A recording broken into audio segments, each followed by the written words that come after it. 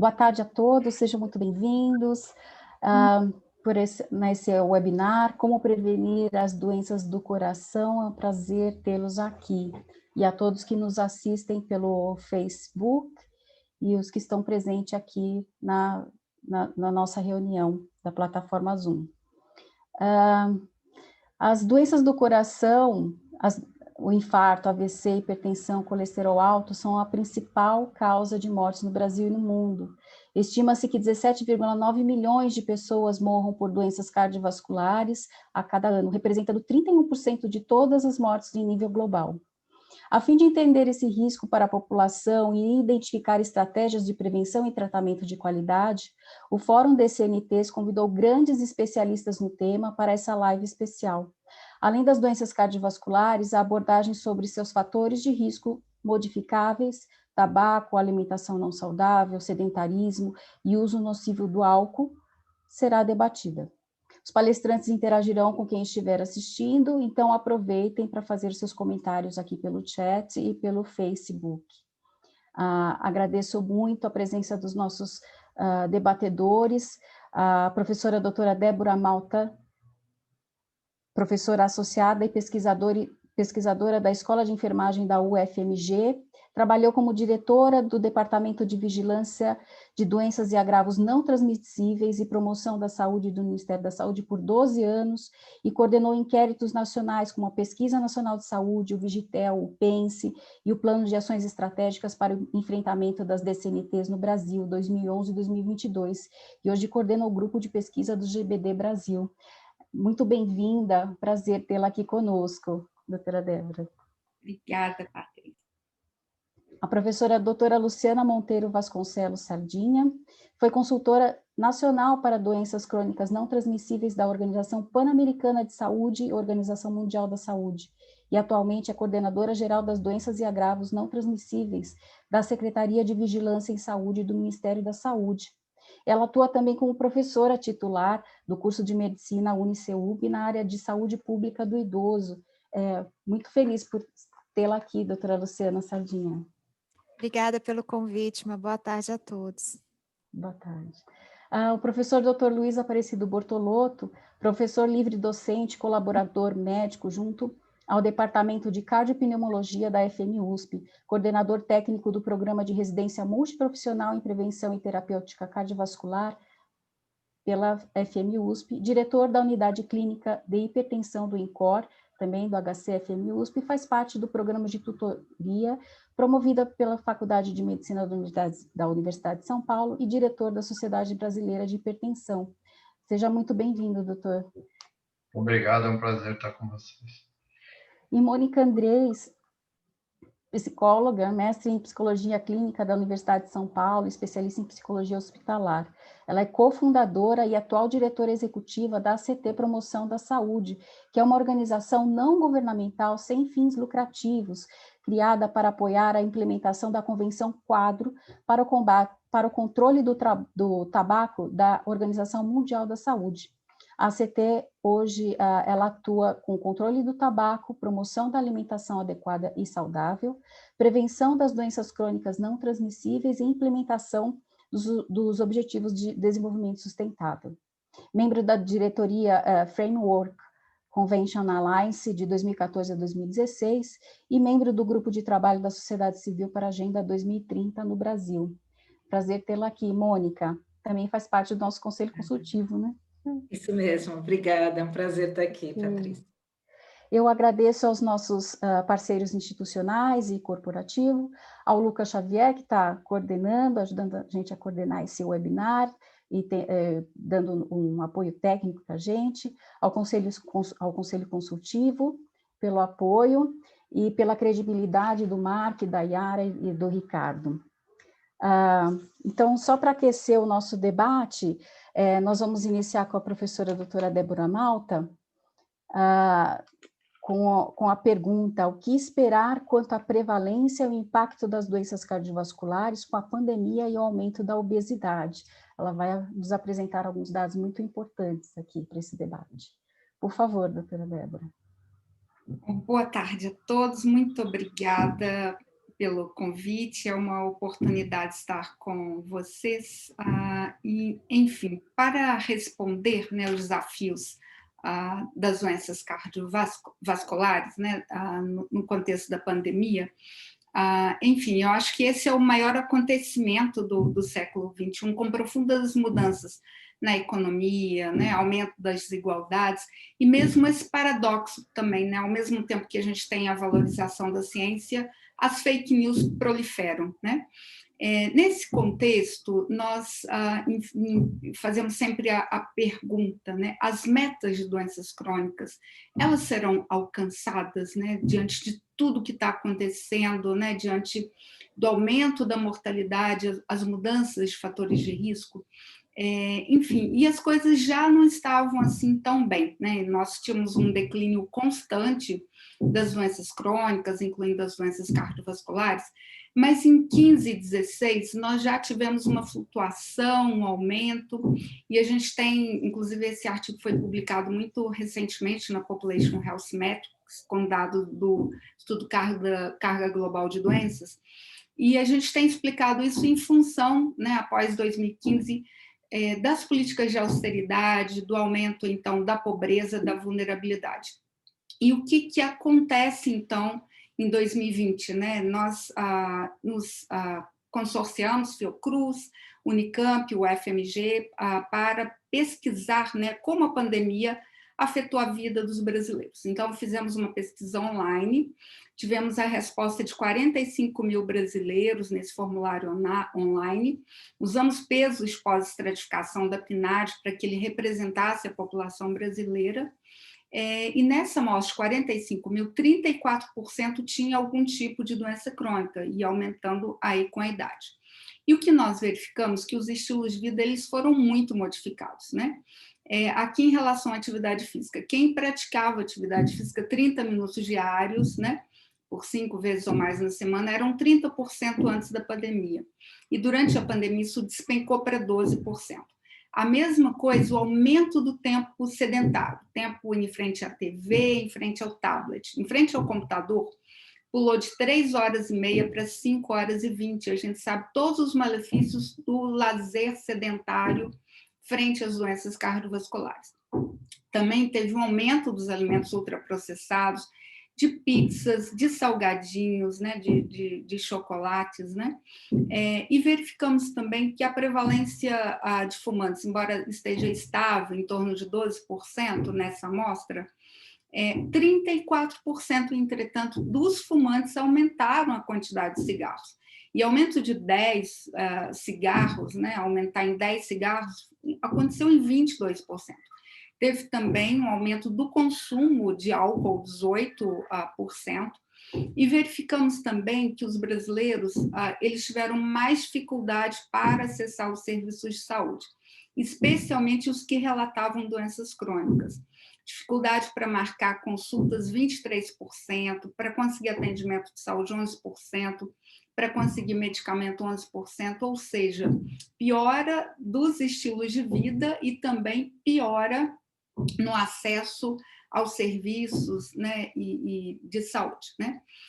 Também verificamos uma queda nos dados de internação. Então, esses são dados de Belo Horizonte, exatamente para doenças cardiovasculares, comparando 5 anos anteriores com os 5 meses, né? Isso aqui até junho, tá? De fevereiro a junho. Então, o que a gente vê que teve uma redução, uma queda expressiva nas internações no serviço público por doenças cardiovasculares, por AVC, por insuficiência cardíaca, por síndrome coronariana aguda. E olhando os dados de mortalidade, então esses dados aqui são do registro civil, porque na época que nós fizemos, foi até a semana 22, por volta de semana epidemiológica, né, 22, por volta aí de maio, os dados do SIM ainda não estavam disponíveis. Então, olhamos os dados do registro civil em 6 capitais, e o que nós verificamos é que aumentou a taxa de mortalidade, né, por doenças cardiovasculares inespecíficas, e até teve uma leve redução de doenças como síndrome coronariana aguda e também o stroke, né, o AVC. E a maioria dessas pessoas morreram em casa, e sem um diagnóstico preciso, né? Exatamente porque não procuraram um serviço de saúde.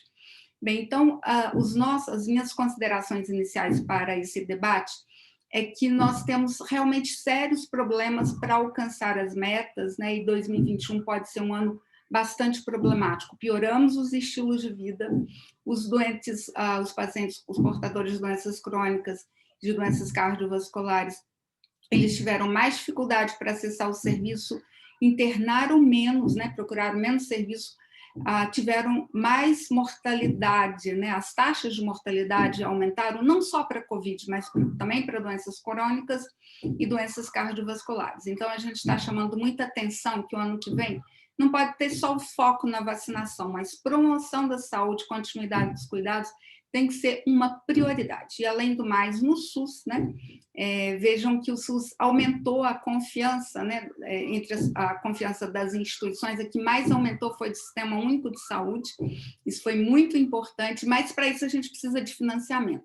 Então, eu levanto aqui a discussão da Emenda Constitucional 95 de teto de gasto, para que a gente possa interromper essa emenda constitucional. Ela não faz bem para a saúde, não faz bem para a educação, e no ano pós-pandemia nós precisamos muito derrubar a emenda do teto de gastos. Muito obrigada.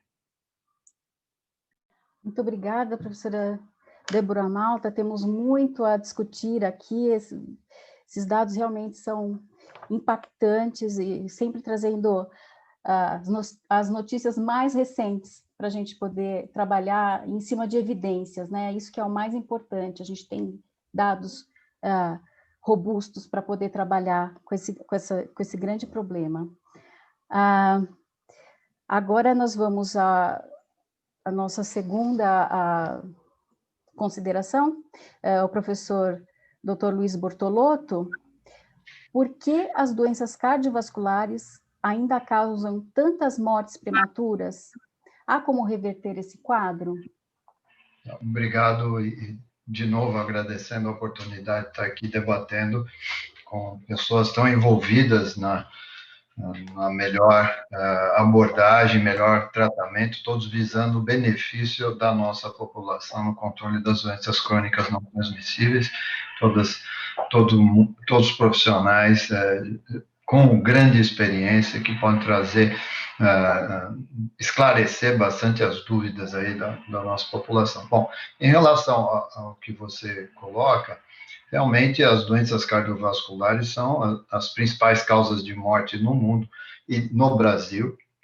Aqui no Brasil, a doença cardíaca, principalmente infarto, e não podemos esquecer também insuficiência cardíaca, e o AVC são as principais causas de morte. A causa por ainda acontecer esse fato é porque os principais fatores de risco e as doenças que vão gerar mais a ocorrência de infarto, AVC e essas outras complicações, que são hipertensão, diabetes, dislipidemia, que é alterações do colesterol, a própria obesidade, elas são, vamos dizer assim, subdiagnosticadas. Ainda a gente não tem um incentivo tão grande para poder diagnosticar todo mundo que é hipertenso, diabetes e também a dislipidemia. Esse é um dos fatores, porque as pessoas, como a maioria dessas doenças, desses fatores de risco são assintomáticos, a pessoa não procura o serviço para poder ser diagnosticado. Então, primeiro é um subdiagnóstico, falta o diagnóstico. E depois, quando diagnosticado,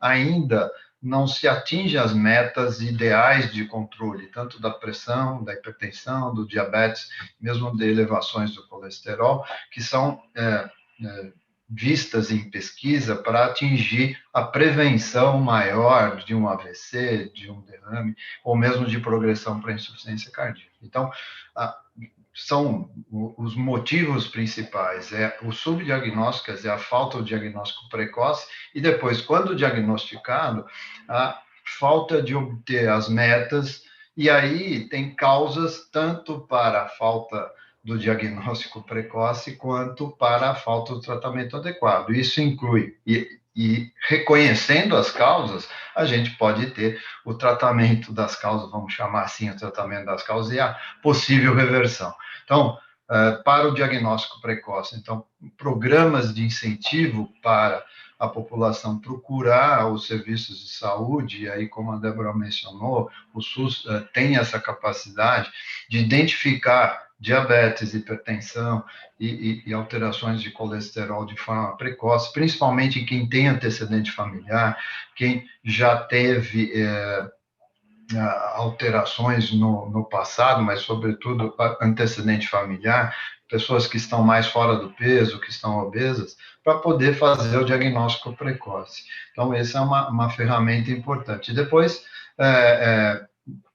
um trabalho educacional com os indivíduos para a importância da doença, do porquê precisa ter esse controle mais adequado. Isso pode começar na escola, a gente pode incluir em currículos escolares o entendimento das doenças cardiovasculares para que isso contamine a família e possa trazer todo um ambiente favorável para aí, sim, mudança de estilo de vida, com dieta adequada, atividade física, lógico, como a Débora mostrou, nesse momento de pandemia, isso se torna mais difícil, mas a gente tem que tirar lições de tudo isso.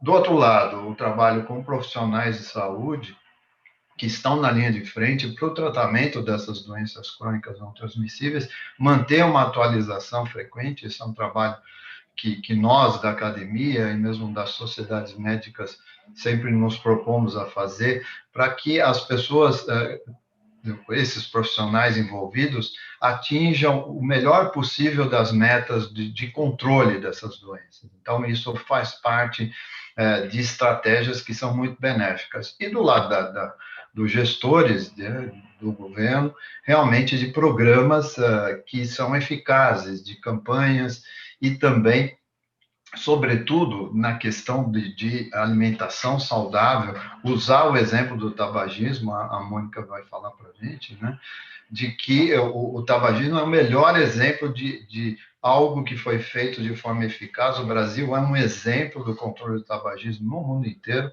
e as medidas principais foram a restrição em locais públicos e também a taxação de impostos. Então, se a gente fizesse um equivalente para dietas, esses alimentos muito processados, alimentos com muita quantidade de sal, gordura, etc., colocar da mesma forma que o tabaco, por exemplo, taxas de impostos mais altos.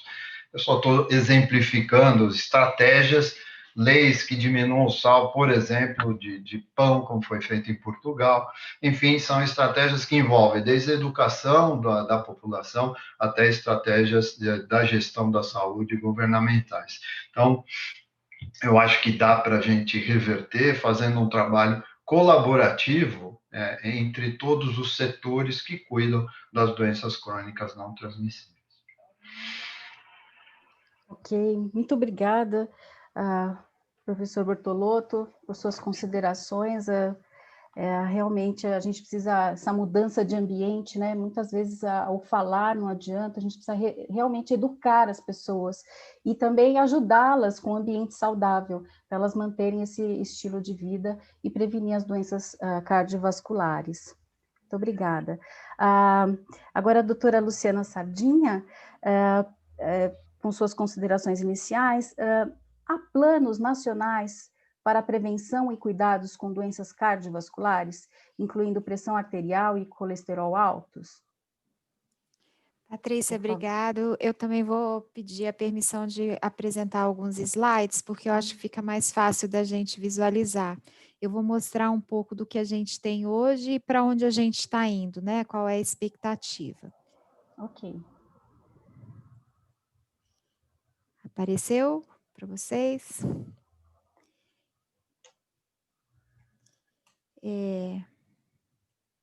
Só um minuto.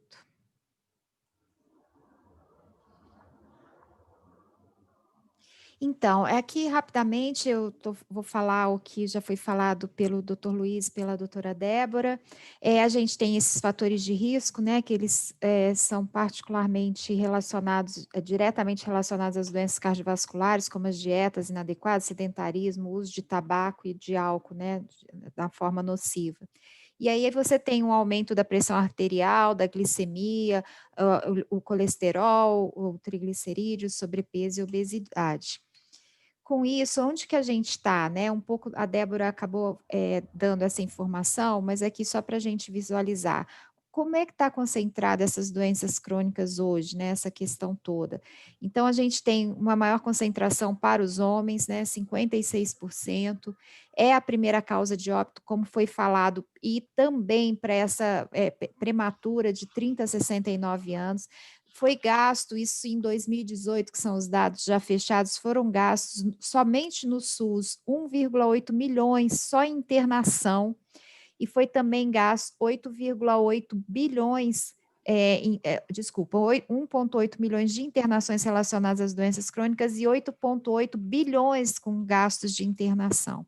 A gente tem, então, uma grande concentração dessa mortalidade prematura, apesar de ter essa redução que tem sido considerada importante, mas como a Débora também já sinalizou, a gente vai ver mais à frente, a gente está numa zona de grande risco, né, inclusive com uma perspectiva já de aumento dessa mortalidade prematura.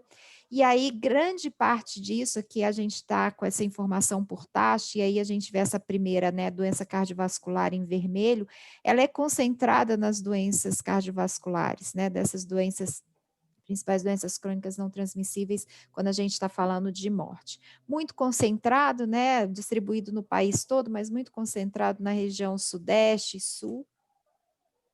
E aí, aqui só para colaborar, que 45,3%, então, das mortes, né, dos grupos de óbitos por doenças crônicas não transmissíveis em 2018, 45,3% está relacionado às doenças cardiovasculares.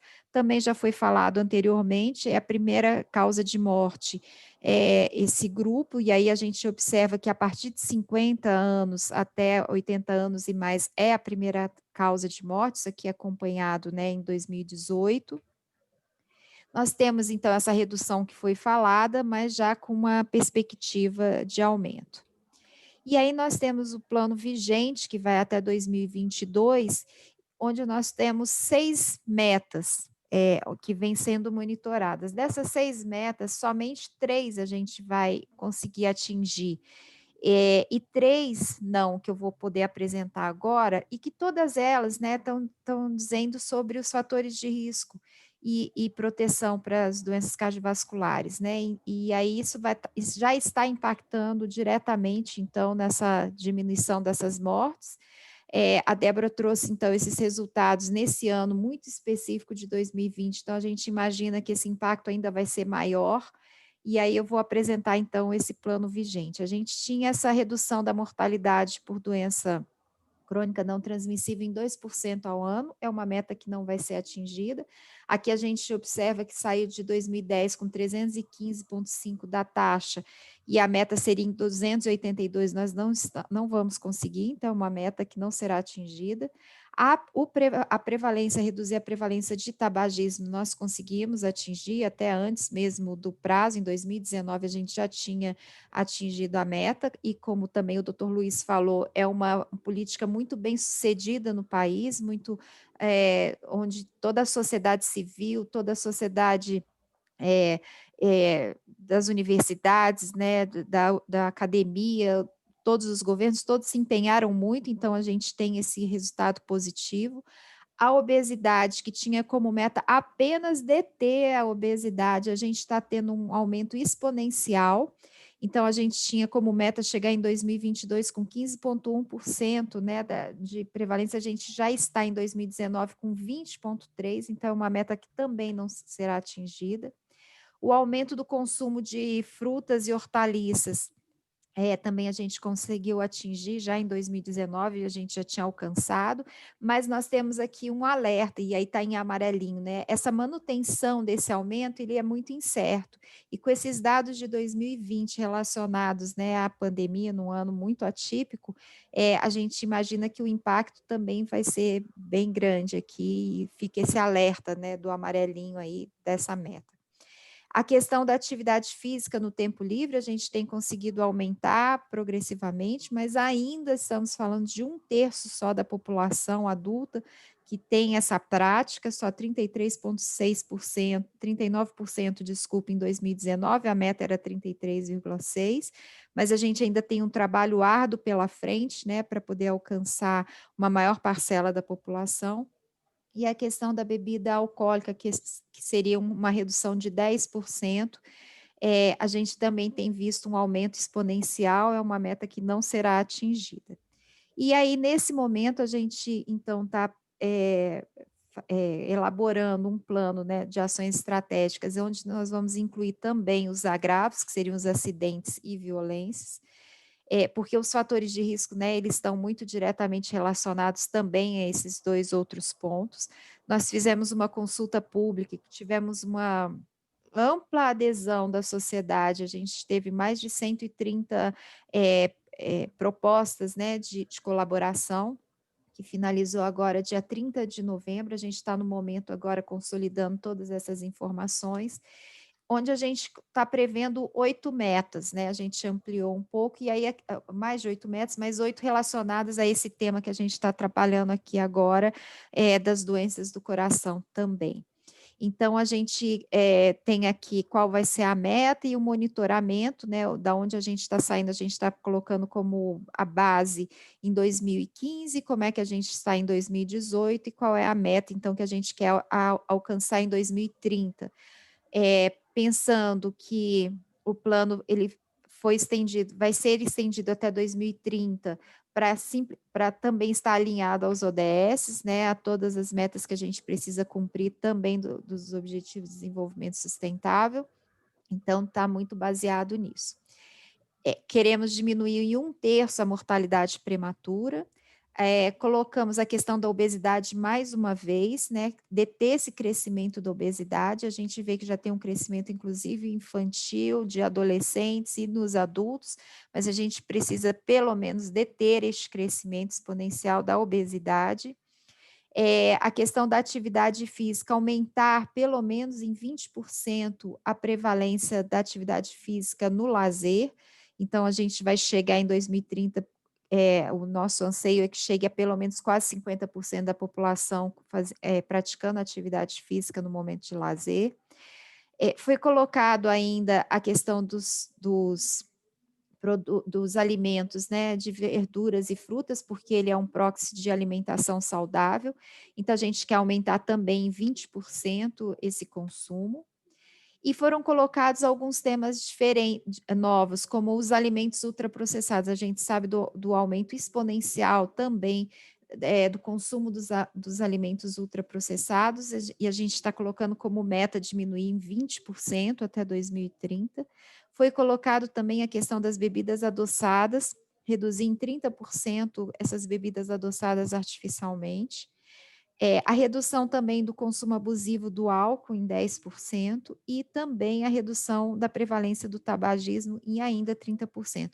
A gente sabe que quando chega num patamar de um decréscimo tão importante como a gente teve no tabagismo, é mais difícil, né, ainda essa redução, e a gente tem visto, pelo menos nas pesquisas, tem apontado para adolescentes uma novas formas, né, eu acho que a gente vai ver isso mais à frente na próxima fala, mas novas formas, né, de consumo do tabaco, então a gente está num momento também de muita atenção para isso, então também está como meta.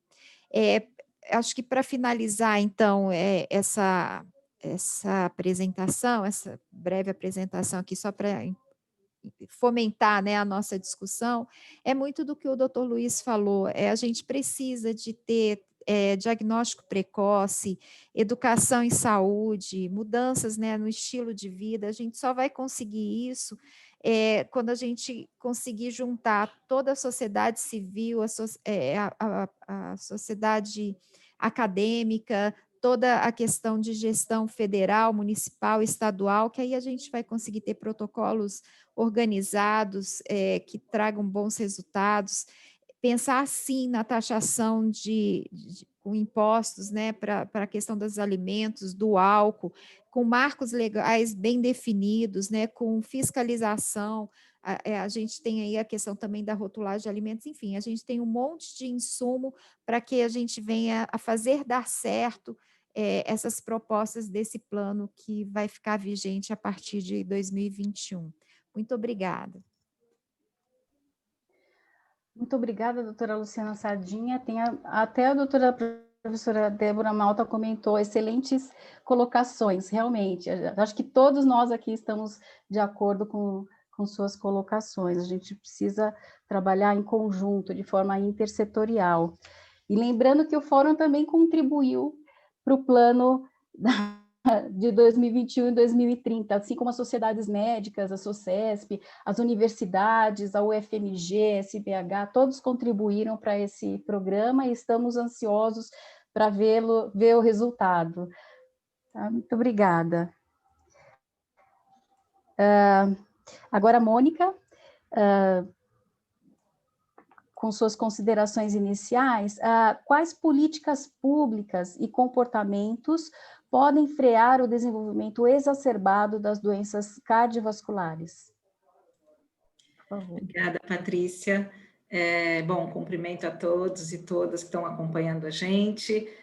Para mim é um prazer muito grande também falar aqui, não só, né, porque eu acompanho todo o trabalho do Fórum, mas também pela minha própria história, né? Eu trabalhei 14 anos na área de cardiologia, né, antes de estar participando aí da criação da ACT, aonde eu permaneço até hoje. Então, assim, meu início profissional foi todo nessa área, né, atuando junto aos pacientes cardiopatas, e lá que eu comecei também, né, numa unidade de cardiologia, comecei a trabalhar com a questão do tratamento do tabagismo, né? E aí que eu comecei a tomar contato com toda a complexidade dessa situação, né? Porque não basta apenas você tratar o tabagista ou conscientizá-lo, né? Porque tem toda a questão da dependência, da necessidade que ele tem de trabalhar uma série de aspectos, né? Tanto do componente psicológico, comportamental, da dependência química, enfim, todos esses fatores. Mas, principalmente, foi ali que eu comecei a ter contato também com essa noção de que o problema era muito mais complexo, né? Não depende só da questão individual, e sim também de todo um contexto que acabou influenciando muito na história, né? Para que as pessoas fumassem, né, em todo lugar, né, quer dizer, a gente pensando aí no passado, né, isso era muito incentivado, havia muita propaganda em todos os filmes, e as pessoas eram mesmo, né, acabavam sendo seduzidas para experimentar o cigarro, e aí se desenvolvia dependência e tudo mais. E a história do tabagismo, né, do controle do tabaco, que acho que as pessoas que me antecederam colocaram muito bem, né, que foi todo um processo de aprendizado e de atuação que acabou sendo muito rico em termos de experiência e que pode ser útil para ser aplicado também em outras áreas, né? Por quê? Porque se observou que é preciso, sim, medidas educativas, a conscientização, o acesso à informação, acesso a tratamento, mas também as medidas legislativas e regulatórias se mostraram fundamentais, justamente na tentativa dessa construção de um ambiente que fosse menos favorável à iniciação do tabagismo. Então, quando a gente pensa, por exemplo, na questão da lei antifumo, né, ela é um marco, porque, na verdade, a gente tinha antes aquela situação em que as pessoas fumavam em todo lugar, os jovens iam para casas noturnas, baladas e etc., e era o ambiente todo,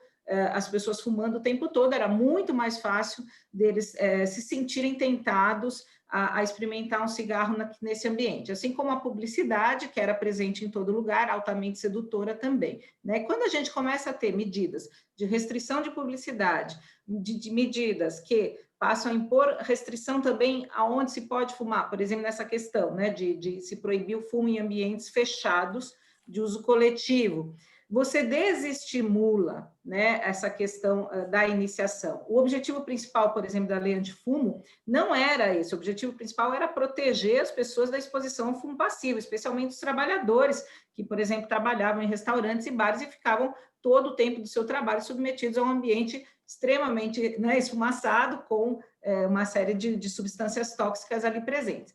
Mas ela acabou trazendo, sim, também todo um debate público, uma maior conscientização e, consequentemente, também uma redução de consumo do tabaco, né? Então, isso foi muito claro, mesmo aqui na cidade de São Paulo, se observou claramente uma redução do tabagismo, especialmente aí também a partir da adoção dessa medida.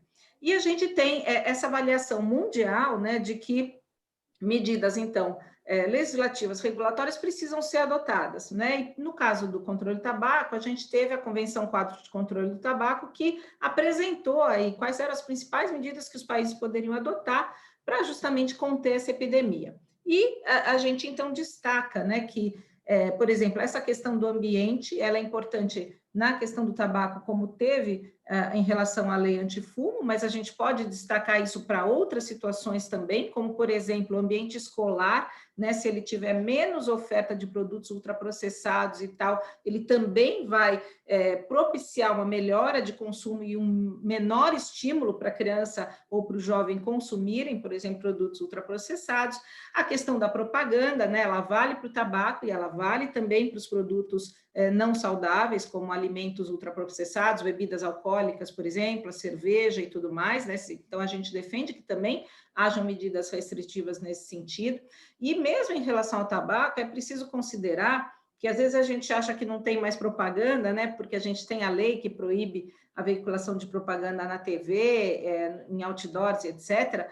Mas a gente tem sim situações de risco, né? Como agora, na pandemia, se observou, né, um incremento do uso da internet e das plataformas, né, de tanto de lojas virtuais, né, de plataformas que promovem o comércio virtual, quanto às vezes aplicativos de entrega, e que estão fazendo vendas de produtos de tabaco, sejam eles cigarros ou outros tipos de produto, e também até os produtos ilegais, como os dispositivos eletrônicos para fumar, né, que são produtos proibidos no Brasil, mas que você até consegue, às vezes, através da internet, comprar esses produtos. Então, veja, tem outras formas hoje também de propaganda e de comercialização que a gente precisa se adaptar, né? Porque a gente vai ter esse desafio no futuro, né? Que é lidar também com essa questão da internet, né? A própria promoção de festas via internet, etc., também é algo que se observou de uns anos para cá. A gente não tinha este tipo de propaganda, mas a gente está tendo hoje, e óbvio que ela atinge especialmente o público jovem, né? A questão, aí falando de outros temas, né, como, por exemplo, a questão da embalagem e da rotulagem, também são tópicos que a gente pode assemelhar um pouco, né? No caso do tabaco, o uso das advertências sanitárias, ou até a adoção das embalagens padronizadas, e no caso de outros produtos, por exemplo, a rotulagem de novos produtos, como, por exemplo, agora recém-aprovada pela Anvisa, uma nova rotulagem contendo advertências sobre alto índice de sal ou de gorduras e tal em alimentos, né? E a gente tem o uso dos aditivos, né, que é uma outra política que a gente gostaria de ver implementada já no Brasil, que é o uso de aditivos de sabores e aromas, por exemplo, em produtos de tabaco, que absolutamente não se justifica, né, você mascarar o sabor e dar um saborzinho doce ali justamente para atrair especialmente crianças e jovens. E, finalmente, a questão tributária, porque, como foi dito aqui, essa é uma das políticas que tem mais efetividade na redução de consumo, né? Ou seja, um produto muito barato, ele acaba sendo de fácil acesso, né? E se eleva o consumo, né? Não só, às vezes, por pessoas de baixa renda e tal, mas também por jovens, né? Então, a questão do aumento de preços e impostos, ela é extremamente importante, e agora, no Brasil, a gente tem toda uma discussão sobre a reforma tributária, né, e que é também uma oportunidade para que a gente possa considerar o imposto seletivo sobre produtos que fazem mal à saúde, a exemplo do tabaco, do álcool, bebidas adoçadas, por exemplo, né? Então, a gente espera, a gente tem trabalhado um pouco para isso também, né, para que a gente possa ter isso presente, né, para que esses produtos não tenham essa distorção de acabar sendo mais baratos e de mais fácil acesso do que produtos saudáveis, né, que fazem bem à saúde.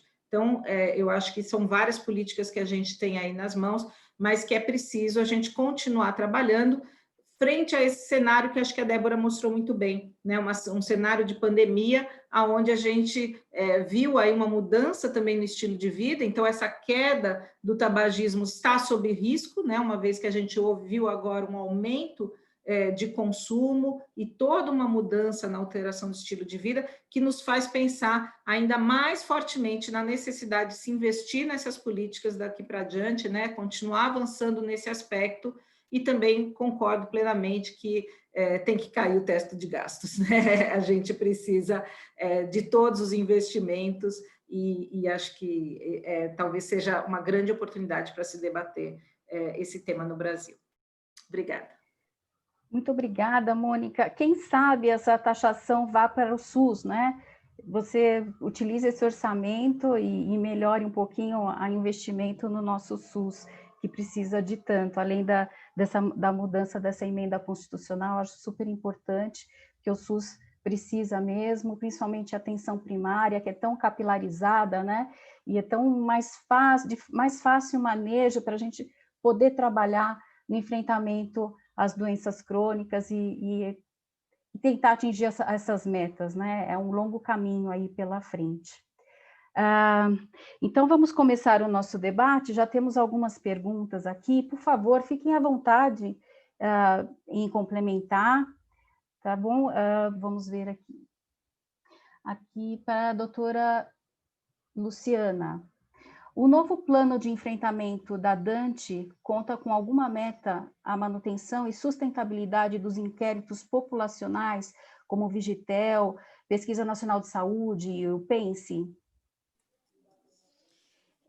A Débora sabe bem disso, dessa dificuldade de dar sustentabilidade, mas a gente tenta, não só neste plano específico, mas em outros instrumentos que a gente tem de gestão dentro do Ministério, dar sustentabilidade à execução desses grandes inquéritos.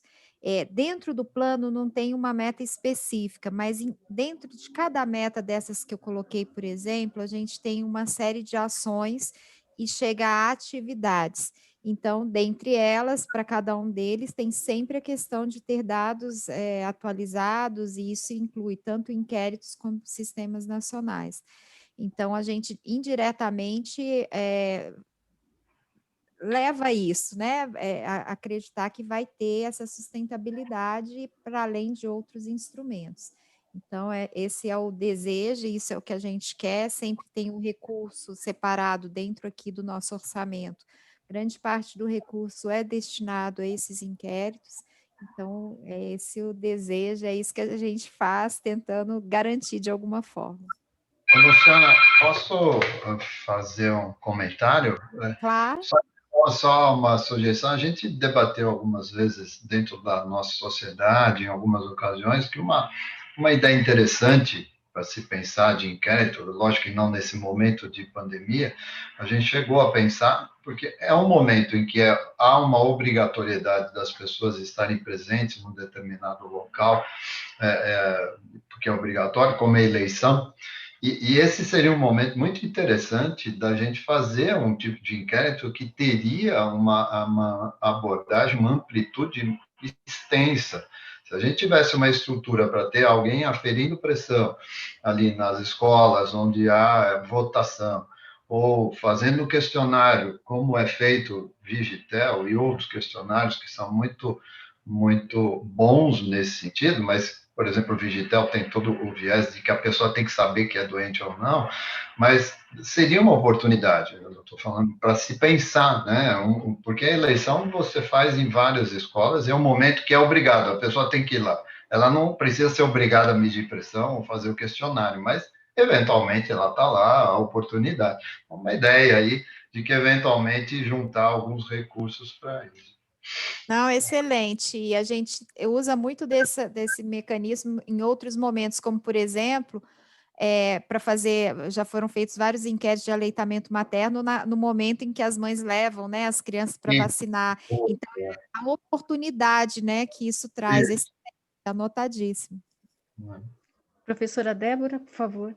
Também gostaria de contribuir. Eu acho que a Luciana já colocou bem, né, a importância dessas pesquisas, e eu gostaria de dizer que essas pesquisas, elas não são de um governo, né, Luciana? Eu acho que a gente está entendendo a construção do Vigitel, da PNS, da PENSE, do Viva, como pesquisas de Estado, que devem ser mantidas, com orçamento garantido.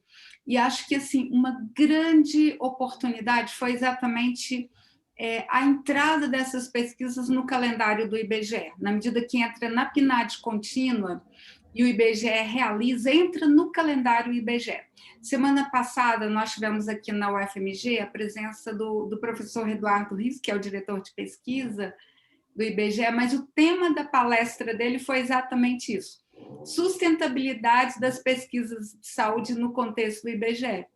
E ele disse que, inclusive, no próximo ano vai convidar o Ministério da Saúde e as universidades para comemorar 40 anos de pesquisa em saúde no IBGE, desde 1981, que tem algum tipo de informação em saúde. É claro que começou mesmo a PNAD Saúde, né, o suplemento, a partir de 98, mas desde 81, sem contar o ENDEF, em 1976, né? Então, assim, a gente também tem aprendido em saúde a usar a intersetorialidade para a sustentabilidade, e sem informação a gente não chega em lugar nenhum, né? A gente não sabe nem se as metas do plano serão atingidas, se o ODS será atingido ou não, né? Então, muito importante, eu acho que, enfim, muito legal o trabalho aí da Luciana e do Eduardo na continuidade dessas pesquisas. Só um complemento ao que você falou, e concordo, e eu acho que não só a pesquisa, você falou a palavra certa. Todo o plano que a gente tem que fazer para o enfrentamento dessas doenças é um plano institucional, independente de quem está no governo. O plano é o plano para a gente atingir as metas. É como você falou, não é de um governo ou de outro. É um plano do Ministério da Saúde ou de todo mundo que está envolvido. Essa é a ideia que precisa ficar. É uma coisa que pode trocar o governo que for, o plano tem que ser seguido. Ele tem que ser o direcionamento e para os estados, para os municípios, para as ações, né? Ele tem que ser a linha mestra e a gente vê que isso tem acontecido até aqui com esse plano vigente. E é isso que a gente tem tentado levar, que até 2030 a gente vai ter uma continuidade, uma ampliação, e que isso seja um instrumento mesmo para que os estados e municípios, independente de governos, né, que seja realmente uma política de Estado, possa levar à frente algo que a gente sabe que é tão importante como as doenças crônicas não transmissíveis e que tem como primeira causa de morte. Então, a gente precisa deter, né, isso. É só comentar, Patrícia, que do ponto de vista da sociedade civil, isso é extremamente importante, né? Porque são esses dados também que propiciam que a gente possa avaliar, né? Quer dizer, monitorar o que está sendo implementado, o que foi interrompido, aonde precisa se avançar, como está o Brasil em relação a outros países da América Latina, em relação a outros países do mundo. E eu acho que é muito importante que a gente tenha essa continuidade, e esse olhar técnico presente, que é o que vai manter a credibilidade das ações, né? Então, acho que, para além disso que vocês estão falando, né, de ter essa continuidade, independente do governo, manter a credibilidade a partir desse olhar sério e profissional, né, com tudo que é colocado ali, né, baseado nas evidências, com muita responsabilidade no trabalho. Então, acho que também do ponto de vista da sociedade civil é extremamente importante que isso seja mantido, né, e com essas características, né, de confiabilidade. Eu gostaria só de acrescentar mais uma pergunta. Peço licença, mas assim, não seria a atenção primária o local onde o enfermeiro vai atender essas pessoas, vai fazer essa aferição do colesterol, da hemoglobina glicada, do peso, da altura? Não seria interessante a gente ter essa antessala, né? Porque o médico já está muito atarefado, uma consulta atrás da outra, ter esse auxílio, essa interdisciplinaridade no trabalho da atenção primária, para que o médico já chegue com o histórico da pessoa, com a avaliação dela, talvez até o point of care, seria custo benéfico para a população, e esses dados eles não poderiam formar uma big data, né, para poder trazer esse monitoramento da população?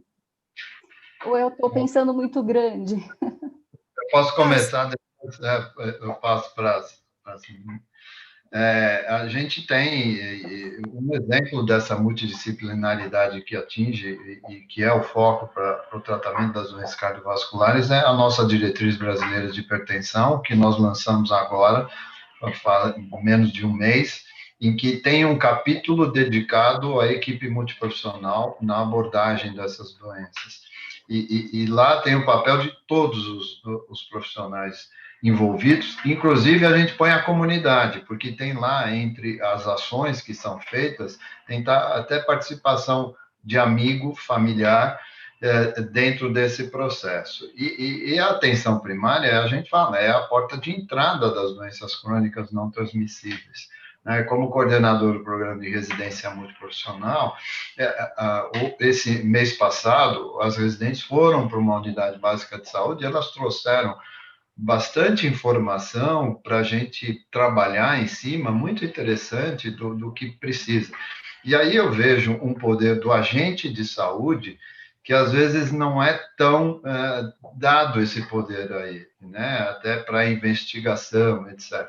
Então tem uma questão que a gente debate sempre: por que o agente de saúde não pode aferir pressão? Né? Ele tem todo o perfil para aferir pressão, se tiver um aparelho padronizado, etc. e tal. Isso é um dado. E o outro que você falou, eventualmente, no momento que uma consulta médica, por qualquer motivo, independente de ser por hipertensão ou diabetes, etc., ter lá a sua aferição pelo profissional de saúde treinado para isso, e aí pode ser um momento de detecção, independente se for por uma dor no pé ou qualquer outro motivo, né? Então, eu sou favorável a ter esse rastreio na atenção primária, eu acho que é fundamental, e usando os profissionais do plano de saúde da família. O Canadá é um exemplo disso. O Canadá tem o melhor controle de pressão arterial no mundo, além de outros fatores de risco, porque quem trabalha com isso é o médico e é o grupo de atenção primária. Então, eu acho que é uma boa alternativa. Sim. Professora? Patrícia, eu destacaria a importância da atenção primária em saúde, né, especificamente no Sistema Único de Saúde, tanto como a porta de entrada, né, e também a questão do cuidado longitudinal, né? E nós verificamos que, nesse momento de pandemia, de alguma forma, houve uma ruptura disso, né? Porque a PS também, ela teve que, de alguma forma, fazer um giro, priorizar síndromes respiratórias agudas, e muitos pacientes, né, portadores de doenças crônicas tiveram seus cuidados descontinuados. Então, eu destacaria a questão da longitudinalidade, retomar isso, esses pacientes eles são prioritários, e retomar toda a parte do aconselhamento, da ênfase na promoção da saúde, né? E essa questão da coleta dos dados, quer dizer, habitualmente ela é feita, a gente não tem, de alguma forma, uma grande base nacional que consolide isso, embora o ESUS ele capte isso, né? Então, a gente tem várias informações do ESUS, só que, às vezes, assim, não está devidamente implantado em todos os locais, aí por isso, às vezes, a gente não pode tomar isso como dados populacionais, e por isso os inquéritos eles continuam sendo muito úteis, né? Porque eles fazem essa medida de forma amostral e sem ter vazios, né? Locais que eventualmente não sejam feitos, né? Então, assim, eu destacaria com uma outra preocupação também a questão do NASF e da descontinuidade do financiamento do NASF com a atual portaria da atenção básica, né, do Ministério da Saúde. Então, a SAPS, né, no início do governo, ela mudou a forma de financiamento, então agora isso depende dos municípios, né? Então isso pode estar realmente seriamente comprometido por falta de aporte de recurso, né, nos municípios, não só nos pequenos, né, mas médios e também grandes municípios. Esse aporte do governo federal é muito necessário para a continuidade dos cuidados. E no NASF, a gente tem toda a questão da interconsulta, mas às vezes também é com esse recurso que são contratados profissionais como, por exemplo, a TO, o fisioterapeuta, o educador físico, né? E se não for garantido isso, realmente fará diferença, né? Então, eu acho que é uma coisa que a gente tem que chamar a atenção também, da importância do NASF nesse processo da integralidade da APS. Muito obrigada. Nós temos muitas perguntas aqui, eu vou tentar, o tempo é curto, nós temos 30 minutinhos. Da Sandra Marques. Apesar da queda da prevalência de tabagismo ser significativa, ainda enfrentamos muitos desafios, principalmente na oferta de tratamento. Para uma efetividade e melhorar a política de acesso, necessitamos de uma linha de cuidado, apesar do protocolo e diretrizes terapêuticas estabelecidas. Qual a previsão para isso em vista da atual retração dos atendimentos em função da pandemia? Acho que a gente pode começar. Luciana? Posso começar. Então, a gente, como eu falei, a gente já vê uma estabilidade, né, nessa curva do tabagismo e já com outros mecanismos, né, outras formas do fumo. O que a gente precisa é ter uma porta de acesso maior, né? Que seria o que foi falado aqui agora, a questão da atenção primária.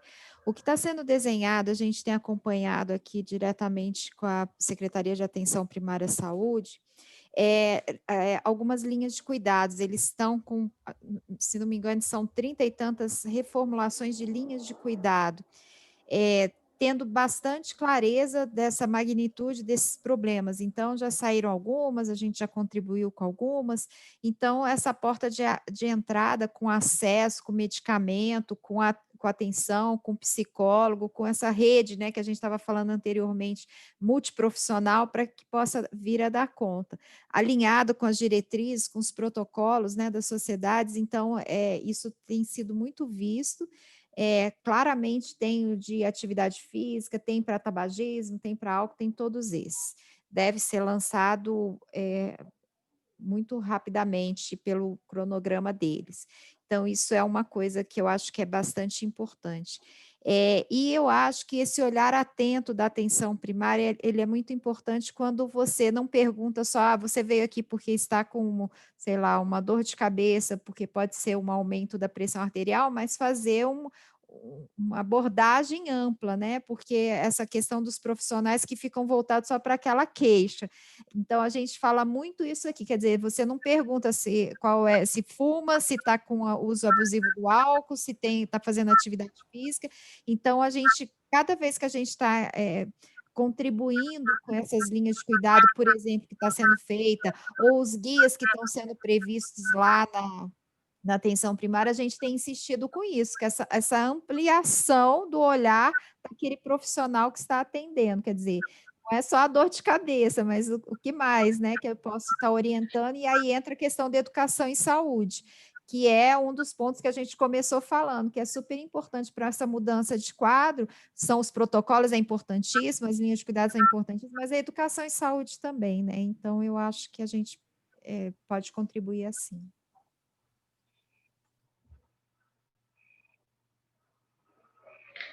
Desculpa. Mônica, poderia complementar um pouquinho? Pelo investimento da indústria de tabaco, né, está atingindo os nossos adolescentes, essa propaganda, e também falar um pouquinho da questão do álcool e da propaganda, que a cerveja ela não é considerada uma bebida alcoólica, né? Então, assim, na legislação, e que pode ser feita a propaganda em períodos da tarde, né, fora desse horário, e o que a ACT está fazendo para mudar isso, e como que nós poderíamos contribuir? Tá. Olha, na verdade, eu acho que a CT trabalha muito dentro dessa perspectiva, né, da promoção de políticas públicas. Então, foi falado bastante aqui, né, quer dizer, quando ele chega na atenção primária para já ser atendido e, de alguma forma, né, se poder identificar ali os fatores de risco e já atuar sobre isso. E a gente fala um pouquinho até desse período anterior, né, que é antes dele chegar lá, né, o que a gente pode fazer, né, para que a população consuma menos refrigerante, consuma menos sal, consuma menos tabaco, né? Então, quais são essas ações que são importantes de ser feitas?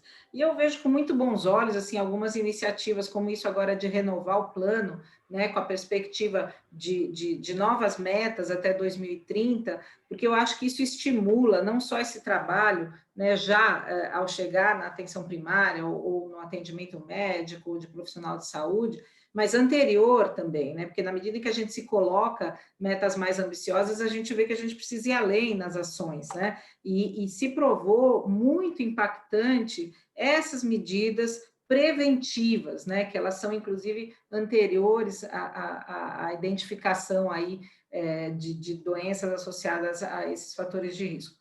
Mas, ao mesmo tempo, eu diria que, assim, em relação ao que você perguntou, né, da questão hoje dos riscos que a gente tem e tal, eu acho que, assim, a indústria do tabaco, ela tem os interesses comerciais dela, então ela sempre, de alguma maneira, questiona qualquer política que é adotada e continua tentando expandir o seu mercado, né? Então, faz isso muito visando especialmente o público jovem, né, que é aquele que, uma vez experimentando e desenvolvendo dependência, muitas vezes se torna um consumidor fiel ao longo da sua vida, né? Então, assim, a gente vê, como eu mencionei antes, por exemplo, essa questão da propaganda que a gente chama que é a propaganda sorrateira, né? Ela nem aparece como uma propaganda direta, mas é, por exemplo, um patrocínio de uma festa universitária ou então um patrocínio de um determinado evento que às vezes nem aparece a marca do produto, né? No caso do tabaco, porque isso é proibido, mas se utiliza de uma forma mascarada, ou então se utiliza, por exemplo, a influência de uma pessoa que é bastante conhecida no meio digital, e essa pessoa aparece fumando ou bebendo, é uma outra forma também de propaganda que é feita hoje, né? E que precisa ser identificada, precisa ser denunciada, porque ela é ilegal, no caso do tabaco. No caso do álcool, o que a gente vê é realmente ainda um estágio anterior, que a gente precisa evoluir muito, né? E nesse sentido, acho que precisa existir uma mobilização grande, não só da sociedade, como também dos governos, para enfrentar a questão do álcool, né? Eu acho que tem duas políticas que são extremamente importantes, que é essa relacionada à questão da propaganda, que hoje, né, você, por exemplo, no caso da cerveja, ela acaba sendo, pela forma que foi construída a legislação, você praticamente não considera a cerveja como um produto alcoólico, né? Então ela está liberada para fazer propaganda a qualquer momento, ela patrocina de uma forma bastante forte eventos grandiosos, né? Copa do Mundo, eventos musicais, carnaval, etc.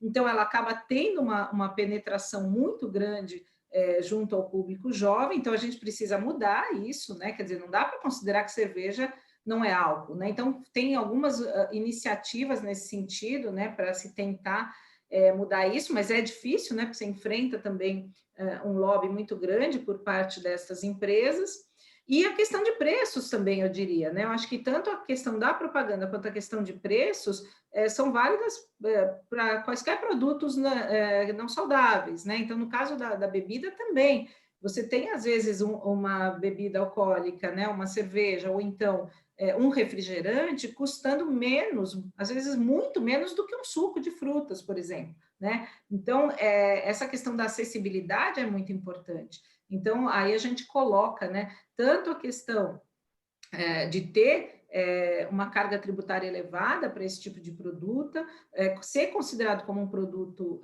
à parte, especial mesmo, né, por causa dos danos que ele traz na sociedade, e tentar, na verdade, contrabalançar um pouco, né, que as pessoas possam ter oportunidade e estímulo para consumir produtos mais saudáveis e não produtos nocivos. Então, eu destacaria, acho que essas duas coisas que são extremamente importantes de avançar, a questão da propaganda e de impostos e preços. Ok. Fazer um comentário rápido ali, pode? Rapidinho. Sim, só falar, desculpa só um pouquinho, só falar que essa pergunta foi do Elton Júnior Prates, tá bom, Elton? Não, Respondida. Por favor, a doutora Luiz e a doutora Débora. Não, pode a Débora falar. Bom, muito obrigada. Eu acho que o tema da regulação ele é essencial no controle das doenças crônicas, né? Praticamente todos os fatores de risco modificáveis, eles dependem diretamente de medidas regulatórias. Para isso, então, depende do Estado querer regular e exercer o seu papel. Nós vimos isso muito claramente no tabaco, por isso o tabaco é o nosso case, né? Então, assim, se seguirmos as medidas que foram tomadas no tabaco, também teremos sucesso, né? E aí tem uma publicação da OMS, né, que eu acho que a gente cita muito, chama Best Buys, é lá de 2011, na época do plano global, né? E depois, em 2015, a OPAS fez um documento maravilhoso também, que chama Regula, né? E no caso do álcool, bem o que a Mônica colocou, é proibir propaganda, né? E aí, no caso, as cervejas escapam porque a nossa legislação é falha, né? Ela está aí falando que só é bebida alcoólica acima de 13 graus Gay-Lussac, né? Aumentar o preço, né? No caso, com taxação, né? Então, assim, e esses impostos também irem para a saúde. E no caso do álcool também, tem uma questão muito séria, que é a questão da redução dos pontos de venda, né? Então, é muito importante que você não tenha álcool sendo vendido em qualquer local, né? Enfim, teria que estabelecer pontos de venda que fossem, de fato, autorizados para esse tipo, né, de comércio, né? E aí, Mônica destacou muito bem, assim, por que não avança o marco regulatório do álcool? Não tem interesse, né? A Ambev, né, ela é uma multinacional, uma das maiores empresas, né? E, de fato, ela também é uma das maiores anunciantes na mídia, né? Então, não tem interesse da mídia, não tem interesse do governo, não tem interesse no Congresso, né? E aí eu acho que Mônica coloca bem. Como a gente avança se não há, no mundo político, né, essa coisa de mover para frente? É através de advocacy, através da mobilização da sociedade civil. Por isso, tão importante esse fórum, tão importante o trabalho da ACT, tão importante o trabalho das universidades, levantando evidências, né, para que a gente possa mover, né, no sentido da regulação desse marco aí do álcool que está muito falho. E outro ponto também é a fiscalização. Precisa fiscalizar, é regular, fazer boas leis e colocar as leis em práticas, fiscalizar, né? E eu só queria, para encerrar, lembrar que a gente tem até um case interessante no passado, no caso do álcool, em Diadema, né? São Paulo, né? Então, assim, as mortes por homicídio eram elevadíssimas em Diadema. Então, foi feita uma lei municipal definindo o fechamento dos bares até as 23 horas. Despencou os homicídios em Diadema. Então, é preciso regular e, às vezes, não precisa ficar esperando também o governo, né, central, o governo nacional ou estadual. Os municípios também podem fazer boas leis, né? Então, acho que assim, esse é um alerta para os prefeitos que vão assumir agora em breve. Muito obrigada. Doutor Bortolotto? Não, é só complementando aí o que a Mônica falou, muito bem, é que assim, no pacote também de álcool, e principalmente de refrigerante, as mesmas empresas são donas de salgadinhos, né, de produtos com excesso de sal, e aí vai no pacote, a propaganda vai junto, né, e que é uma alimentação também prejudicial. Então, ao mesmo tempo que a gente vai combater o álcool, vai combater essa dieta não adequada. E eu fiz uma conta rápida, isso que a Mônica falou em relação ao preço, enquanto vocês estavam falando, eu entrei aqui, eu fiz no mesmo supermercado, você compra uma garrafa de refrigerante adoçado por R$ 8 de 2 litros, e para fazer 2 litros de suco de laranja, você vai precisar de uma quantidade de laranja cujo valor é R$ 10. Então, para fazer, é isso que você falou, é mais fácil, porque você não precisa fazer, já está pronto, etc. E o natural, você vai gastar mais, além de fazer, tem que usar o tempo. Então, é uma disparidade a favor do que não é saudável que está errado, né? Então, isso é que precisa mudar. É facilitar o acesso, como ela falou, frutas e vegetais. Como é que a gente vai aumentar o consumo disso? Educando desde lá atrás e também facilitando o vegetal, frutas, etc., terem preços acessíveis comparados com aquilo que já está pronto, né? Então, isso é só acrescentando um pouquinho, voltando mais para o lado da dieta. Não, e falando disso da dieta, agora na pandemia, a Débora colocou, né, o maior tempo, por exemplo, diante da televisão ou das telas e tal, você é bombardeado com propagandas, né? Então, você tem também essa questão de como isso acaba incitando o consumo, né?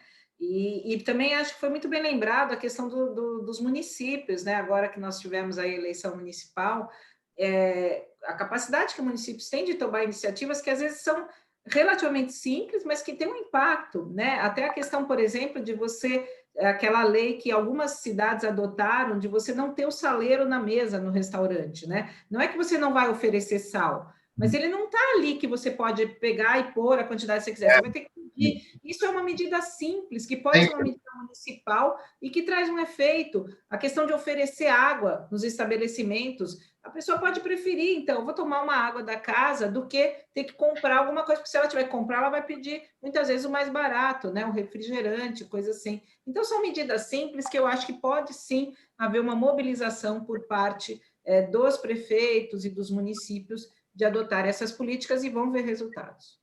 Perfeito, Mônica, muito bem. Essa do sal eu também ia falar, também é perfeito. E é simples, é só não ter o saleiro na mesa. Agora, com a pandemia, melhorou, eu andei vendo, porque não pode ter nada na mesa, até já no começo, não tem nada, o sal não está na mesa, então já é uma coisa. Só complementando o que eles falaram dessas medidas simples, aqui dentro da coordenação, toda vez que a gente vai fazer apresentação em algum lugar, eu sempre coloco, e vocês perceberam na apresentação que eu fiz, qual é o valor do custo de internação ou de qualquer coisa, porque isso sensibiliza muito o gestor. Então, a gente sempre coloca alguma informação de valor, porque esse montante sensibiliza. Então, para além da educação, eu acho que é uma linguagem fácil da gente usar com os gestores, né, estaduais, municipais, essa linguagem para que a gente consiga também levar essas medidas que são tão simples, e até benéficas. Essa questão de tirar o saleiro da mesa no restaurante é benéfica para o dono do restaurante, é um custo a menos para ele, né? Então, quando a gente mostra isso para o gestor, isso sensibiliza bastante. É só para dar essa dica também, né? É importante. Luciana, lembrando as medidas das cantinas também saudáveis nas escolas, onde a gente pode fazer isso, né? Acho até mencionando aqui que a gente vai ter em São Paulo até uma iniciativa através do governo do estado, que é o programa As Parcerias Municipais, que tem o objetivo justamente de capacitar gestores públicos para esses temas e para o enfrentamento das doenças crônicas não transmissíveis e os fatores de risco. Então, esse tipo de iniciativa eu acho que é interessante, ela deveria ser replicada, porque é uma oportunidade de se discutir esses temas e de se pensar em âmbito municipal o que é possível fazer, né? E aí, não só contar com todas as diretrizes e, né, o arcabouço de coisas que vem aí do governo federal, mas também com essas iniciativas locais. Então, acho que a gente tem que buscar todas as oportunidades ao nosso alcance. Ok, muito bom. Temos a pergunta da Gabriela Girão de Albuquerque. Doutora Luciana, quais serão as estratégias para aumento da prevalência da atividade física? Eu gostaria de complementar que a obesidade está crescendo muito em crianças e em adolescentes.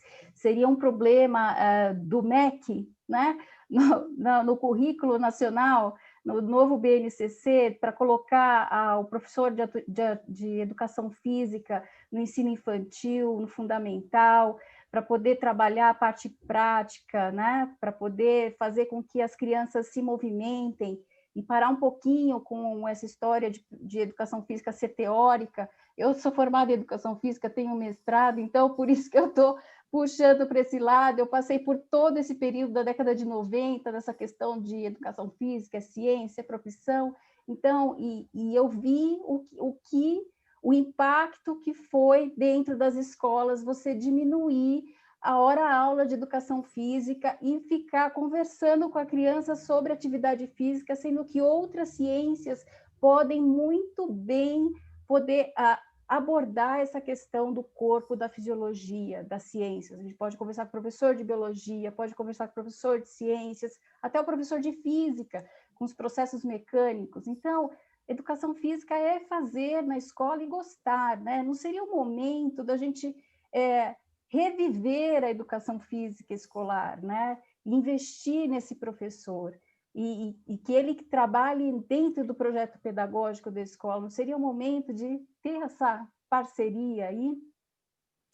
Com certeza, é a questão da intersetorialidade, né? Eu sempre digo que a saúde nunca vai dar conta dela sozinha se ela não tiver intersetorialidade. As doenças crônicas, então, muito mais, por conta de todos esses fatores de risco.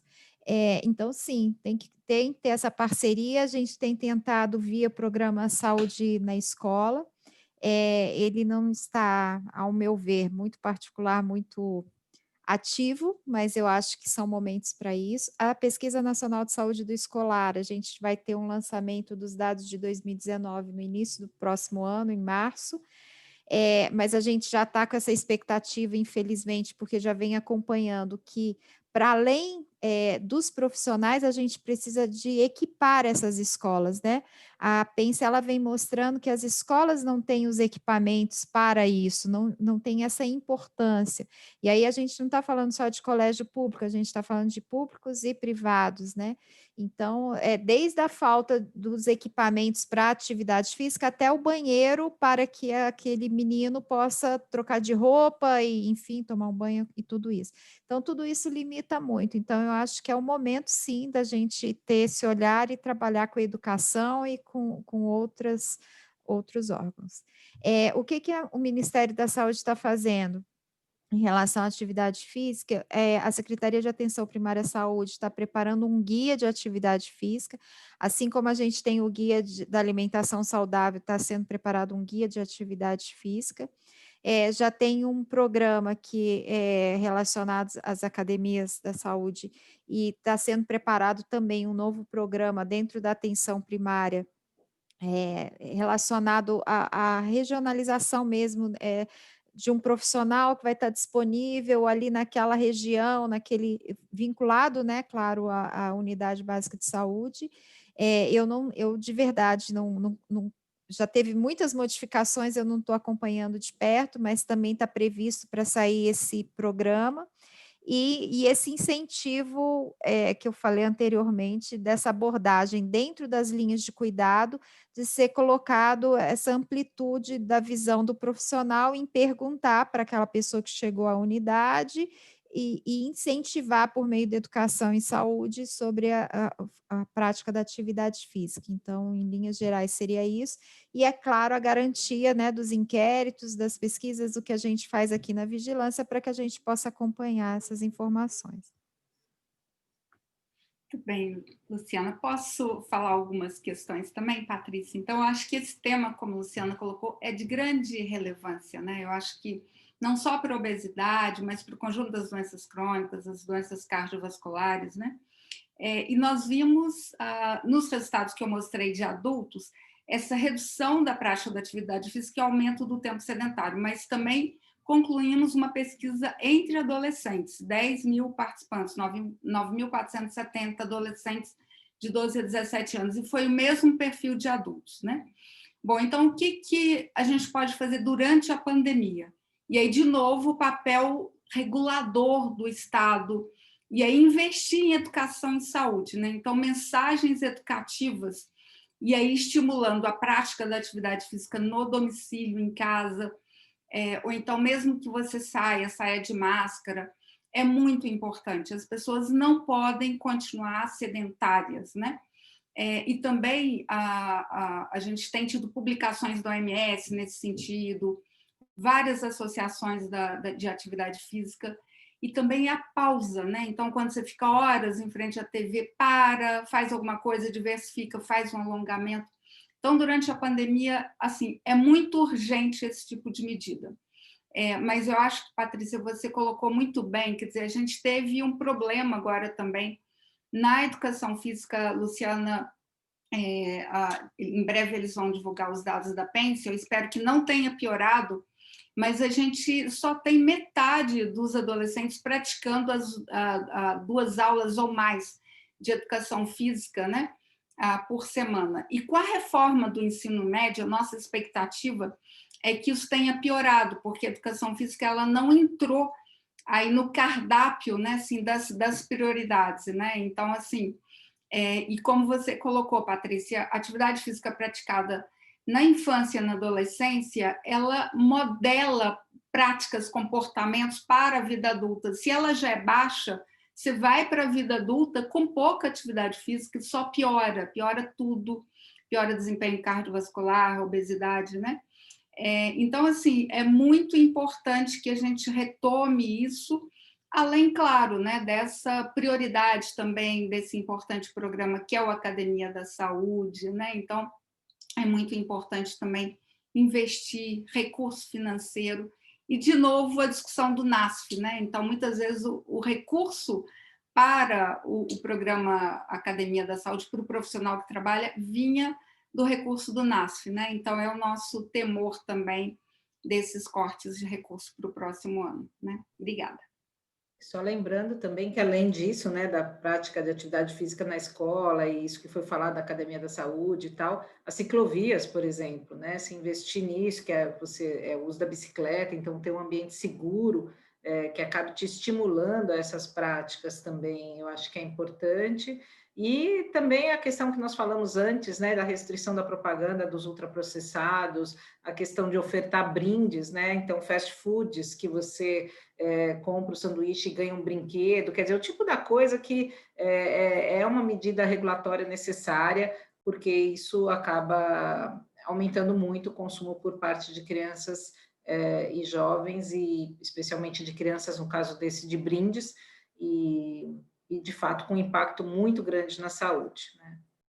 Além da questão que a gente nem mencionou aqui, quando a gente fala em preços e tal, que as empresas de refrigerante, por exemplo, recebem subsídios, né, pela produção na Zona Franca de Manaus, o que é um absurdo, e aí você acaba tendo uma desigualdade na questão de competição, porque eles recebendo subsídios, o custo deles acaba sendo muito menor e eles podem fazer uma venda do produto a um preço muito mais baixo. Então, isso também é uma distorção que o país deveria rever. Eu vou pedir permissão para vocês de segurar mais um pouquinho, porque faltam 2 minutinhos para 4h30. Eu tenho algumas questões aqui, vamos ver se a gente consegue. Além das doenças cardiovasculares, como esse aumento de hábitos não saudáveis deve impactar outras doenças não transmissíveis e a prevalência de óbitos precoces por essas doenças? E eu acrescentaria como como que o governo pode trabalhar medidas para prevenir, né, esse aumento de hábitos não saudáveis. Pergunta do Facebook. Eu posso começar. É aquilo que a gente está falando, né, desde o início, que é a prevenção e a promoção da saúde, baseado nesses fatores de risco da questão da alimentação, da atividade física, do álcool, do tabaco, principalmente, cresceria, então, ainda a poluição do ar, né? A gente tem trabalhado com essa questão da poluição do ar, que é também super importante. É um novo paradigma, né? A questão da saúde mental, a questão da poluição do ar também se agregado a isso. E aí é a questão da educação em saúde, tudo isso que foi falado aqui, a questão regulatória, a questão de tratamentos, protocolos, né, para estilos de vida mais saudáveis, com diagnóstico precoce, com entrada na atenção básica garantida, com equipes multiprofissionais, com apoio intersetorial, né? Não é só a saúde, só a educação, mas uma gama enorme, né, de áreas afins que podem trabalhar em relação a isso. E aí a gente vai conseguir deter, pelo menos, a obesidade, aumentar a prática de atividade física, diminuir o consumo abusivo do álcool, e, entre outras coisas. Então, eu citaria esses exemplos. Em relação, aproveitando, desculpa, da pergunta em relação a outras doenças que não cardiovasculares, então a obesidade tem um impacto muito grande no diabetes, que acaba sendo um alto fator de risco para a doença cardiovascular e doença renal, por exemplo, então a obesidade tem esse papel. Em alguns tipos de câncer, a obesidade também tem um papel como fator de risco importante. Então, a obesidade entra como um foco muito grande de ação para a prevenção, e as medidas que a Luciana já comentou são todas que a gente já debateu até agora, importantes para diminuir a obesidade. E eu cito um exemplo rápido, até por essa questão da saúde, de uma colega pediatra, cuja mãe levou a criança que estava muito acima do peso. Era uma criança de 5 anos de idade que estava com o peso de uma criança de 10, 12 anos, então obesa. E aí a mãe falou, não, mas ela está assim porque ela gosta muito de bolacha. E aí a questão de bolacha, de coisas não saudáveis. E o que a pediatra falou, mas ela não vai no supermercado sozinha e compra a bolacha. Então, quem compra é a mãe. Então, é todo um trabalho educacional que precisa ser feito para realmente trabalhar nisso, incluindo atividade física, ir a pé para a escola. A gente fazia isso, eu sou mais velho aí, e eu sempre fui a pé para a escola, andava 4 quarteirões para ir para a escola, coisa que hoje não se faz, independente da educação física que a gente também sempre fazia. Muito bem. Eu acho que Luciana abordou um conjunto de medidas, né, que são essenciais. Eu destacaria, daria ênfase nas medidas regulatórias, né? Então é essencial que a gente avance taxando, né, e criando ambientes saudáveis, né? Criando oportunidades para que as pessoas tenham escolhas saudáveis, né? Isso não é de graça, né? Então precisa que o governo invista. E muitas vezes o governo também não está disposto a investir, né? Então, para isso é fundamental a mobilização, o advocacy, né? E nesses tempos tão difíceis como estamos vivendo agora, eu acho que a nossa mobilização é essencial, né? Então, quanto mais informações nós tivermos e utilizarmos também as comunicações científicas e mesmo as redes para repassar essas informações e nos mobilizarmos, até mesmo no sentido de pressionar por boas leis, eu acho que isso vai ser essencial para que a gente possa avançar. E aí o papel, enfim, do movimento social, de fóruns como esse, da ACT, das universidades, movendo essa agenda. Muito obrigada. Nós estamos indo para os minutinhos finais, algumas questões ficaram pendentes, mas eu não gostaria de extrapolar muito o horário de vocês. Eu gostaria de, assim, palavras finais, né, de cada um de vocês sobre como prevenir, né, as doenças do coração, o que está sendo feito, qual o recado final. Fiquem à vontade para falarem o que faltou falar aqui nesse debate. Então, fiquem à vontade por esses minutinhos aqui, para a gente poder encerrar o nosso debate. Ok? Vamos começar com a doutora Luciana Sardinha? Vou ser bem sucinta. Eu acho que é um trabalho intersetorial, é um trabalho de toda a sociedade, repetir isso ao longo dessa última 1h30, isso algumas vezes. Então, não é só o governo, não é só a sociedade civil, não é só a academia, é juntar todo mundo de maneira ampla, da forma de educação, e aí focar não só no doente, né, não só naquele que já está com problema, mas desde lá da criança, desde a educação primária, onde a gente vai dar uma educação e mostrar qual é a melhor alimentação, que tem que fazer atividade física, que beber, o beber demais, seja para um agravo, seja para uma doença crônica, ele é um problema. Então, é a educação mesmo, é de maneira articulada, né? Todos os entes trabalhando juntos, em todas, tendo essa parceria, a gente vai conseguir ter um bom resultado em prol de uma melhoria da qualidade de vida das pessoas, do estilo de vida, e as pessoas só vão ter conscientização disso, só vão ser conscientes disso quando a gente mostrar os resultados, o que isso traz, qual é o problema disso, seja para o governo em termos de recursos, seja a nível individual, porque vai ser hospitalizado, porque vai ter algum problema e vai deixar de trabalhar, enfim, é a gente mostrar também com informar, né? É informar o tempo inteiro que a gente vai criar uma coletividade mais coerente, né, com aquilo que precisa. E eu agradeço mais uma vez o convite, fico à disposição. Muito obrigada. Eu vou pular. Professor Dr. Luiz Bortolotto. Também vou ser Estou surpreendendo todo mundo aqui. Eu estou esperando.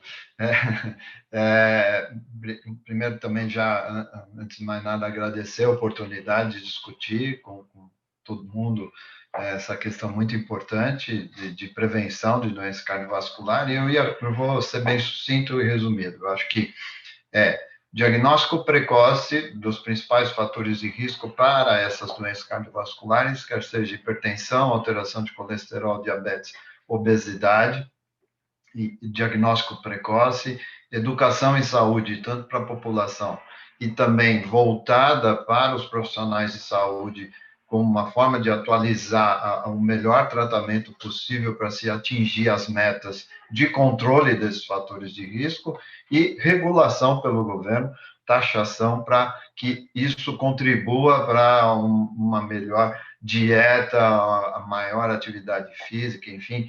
E, como a Luciana falou, isso é fundamental, concordo totalmente com ela, a integralidade, não ficar só na academia, só no governo, só nos outros setores da comunidade. Uma integração entre todos é fundamental para que a gente possa atingir o nosso objetivo de prevenir e controlar as doenças cardiovasculares. Muito obrigado aí pela oportunidade. Mônica, e depois a professora Débora, por favor. Tá. Bom, obrigada também pela oportunidade de estar aqui, achei ótimo participar, rever pessoas queridas. E o que eu ia dizer é mais assim, eu acho que esse ano foi um ano totalmente atípico, o mundo parou, nós fomos obrigados a parar, todos nós levamos um susto, e todos nós tivemos que nos defrontar com uma pandemia que veio de uma forma arrasadora. Nós temos o privilégio, a sorte de estar aqui, né, tantas outras pessoas não estão mais, né? Então, acho que assim, a gente tem uma oportunidade também de refletir sobre o futuro, sobre o que nós estamos fazendo enquanto sociedade, o que a gente quer para esse futuro. Né? Eu acho que é hora da gente mudar as nossas práticas, de mudar as prioridades.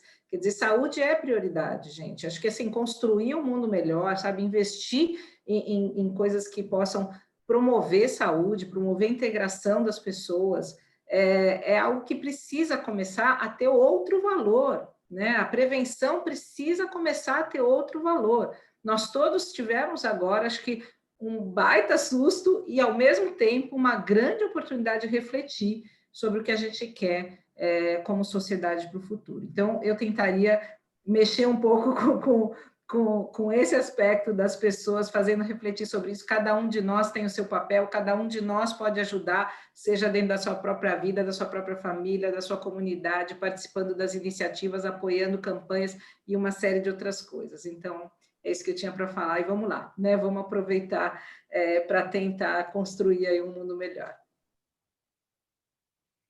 Sim, Patrícia, concordo, acho que foi uma tarde muito interessante, com muitas reflexões, muito bom rever pessoas tão queridas, né? Luciana, Mônica, que a gente, enfim, trabalhou tanto tempo juntas. E concordo com Mônica, o mundo mudou, nós mudamos, né? E eu acho que para 2021 a gente tem que fazer uma profunda reflexão, né? E o que é importante estar na agenda, né? Sem dúvida, eu acho que o tema da solidariedade ele é fundamental, né? Estar em casa, né, fazer distanciamento social é um ato de solidariedade, né? Mas isso trouxe consequências profundas, inclusive para as doenças crônicas, né? Nós mudamos nossos estilos de vida. Então, nós vamos ter que, em 2021, contar, então, também com mudanças na APS, no Sistema Único de Saúde, nos profissionais de saúde, levando para a sua centralidade da agenda a promoção da saúde, né? E acho que também é fundamental um reposicionamento do ponto de vista do parlamento, né? Assim, saúde é prioridade, e quando se é prioridade, tem que ter recurso. Então, a PEC, né, do teto de gastos, ela não cabe dentro desse contexto, né? Então, 2021 é um ano de valorização do SUS, do financiamento da saúde, das práticas de promoção da saúde, de práticas, né, de solidariedade, né, de traçar laços e de construir de novo, né, um retorno, né, a essa nova normalidade, né, se é que teremos, né, porque... Mas, enfim, eu acho que a gente provou também que tem resiliência, né? E eu acho que a palavra, né, resiliência, persistência, né, promoção da saúde, solidariedade, eu acho que são palavras que ficam para o próximo ano, né? Então, Feliz Natal para todo mundo também, né? E um feliz 2021, né? E assim, que a gente possa saber, né, também superar todas essas dificuldades. Ok. Muito obrigada pela excelência do debate, do conteúdo, das informações.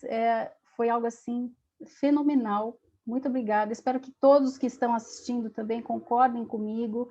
Agradeço aos que fizeram perguntas, comentários, aos que estão assistindo também no Face Live. E agradeço demais a presença de vocês, que foi super enriquecedora. E eu encerro também dando um bom final de ano, fiquem bem, se cuidem, distanciamento, máscara, higienização das mãos, festas virtuais, né? Porque é um momento muito difícil, principalmente com os avós, os pais, né? Que estão no grupo de risco, então protejam a quem vocês amam, né? Esse acho que é o maior recado que nós temos, enquanto estamos fazendo de tudo para cuidar, né, das pessoas e prevenir as mortes prematuras, né, no país. Então, um forte abraço a todos e muito obrigada. Um abraço, obrigado. Um abraço. Tchau, tchau. Obrigada, um abraço. Tchau, tchau.